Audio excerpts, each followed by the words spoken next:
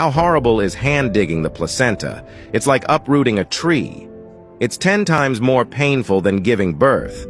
The placenta is an important organ for the exchange of material between the fetus and the mother.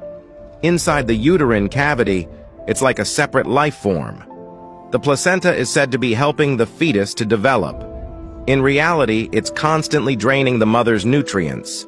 As the embryo develops, it divides into aggressive cells.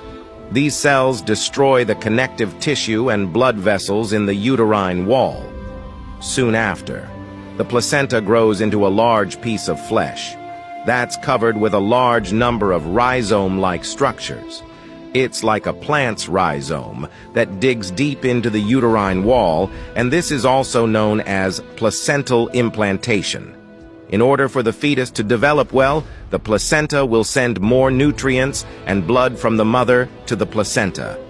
This is why pregnant women develop diabetes during pregnancy. But if the placenta implantation is too deep and can't be removed on its own, it may cause hemorrhage and threaten the pregnant woman, and the retained placenta can cause uterine abnormalities and blood in the uterus, and even lead to uterine rupture.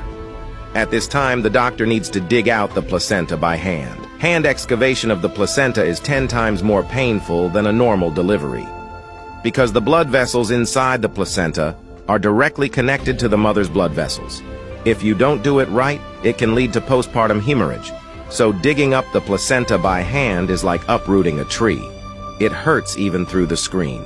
The reason why the placenta is so aggressive has a lot to do with the genes in the placenta. These genes come from an ancient virus. It binds to the placenta and produces syncytin. The syncytin fuses the cell membranes of the placenta with those of the uterus. That's why the placenta is so deeply embedded in the uterine cavity.